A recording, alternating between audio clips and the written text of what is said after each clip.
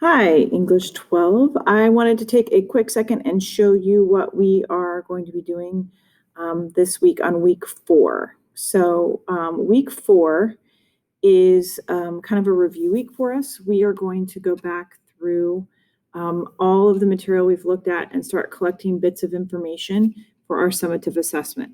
So our summative assessment, you are going to create an infographic that shows us how why media literacy is important to study and exactly what it is. And so those are the two things that you need to be able to answer. So you're going to go back through all of the articles that I've given you so far this year, and you are going to start pulling out bits of information.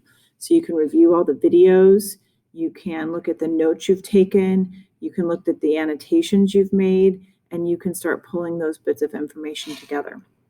So what I wanted to show you is I gave you a kind of brief description of what you're doing. You have the two things that we normally do each week, the no red ink assignment and your article of the week. This week, you're going to take a second and do the library's plagiarism tutorial, and then you're going to create the infographic media resources chart. And so all the directions for this assignment are in the assignment itself. So when you open the document or the folder, you can see that all of the information is here. So you're going to click on this no red ink. You're going to go to the website, complete up through number 4. You've got the article of the week, which we went over last week. And for this particular thing, I need to see that you have all the bits of information there on that article. For this catch-up plagiarism tutorial, there's an article and then a 10-question quiz. You have to score 100% on that. If you get stuck and you're not sure, reach out to me and I will help you through it to make sure you understand what it is that you're doing, but you need to score 100% and it's set for you to be able to retake that as many times as you would like in order to do that. And then finally, the infographic media resources chart.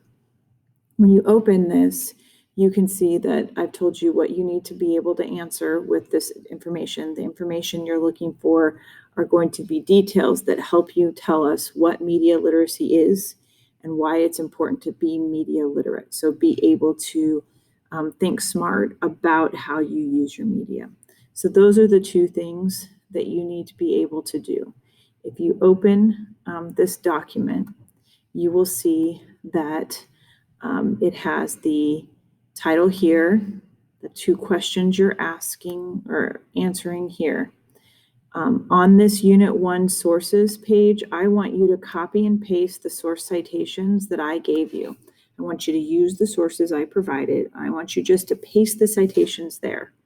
You need to alphabetize them so they go in ABC order with the numbers. I want you to leave the numbers there and make sure every citation has a number. And you need at least 5 for the chart, okay? I've given you quite a bit more than that, and so you don't have to use all of the sources that I gave you. Only add the sources here that you are using down below. Don't add ones that you did not cite, and then number them. Make sure you keep the numbers. As you move down here, you can see that you need to add a bit of information. So you can add details in whatever order you want. Just make sure you keep track of which source it came from over here on the right. So this number would correspond with this source, okay? What we're going to be doing is creating footnotes. And in order to have footnotes, we need numbered sources. That will make it a lot easier for us. So we're starting that way to save us steps later.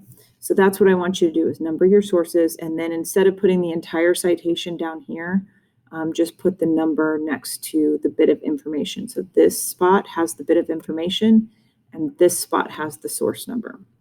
So you need to have at least 15 or more bits of evidence from all the things that we have studied. So make sure that you have that amount of stuff. So we're going to do this week, and then next week we're going to start talking about infographics, how we use infographics and what they're used for. And so that's going to be the next stage. So as we're kind of working through the infographic stuff, I want you to have your evidence ready to go. So you can be thinking about how you could piece together your information as we go through the infographic section of this unit. So if you have any questions for me, please, you can post them in the questions for the course. You can email me.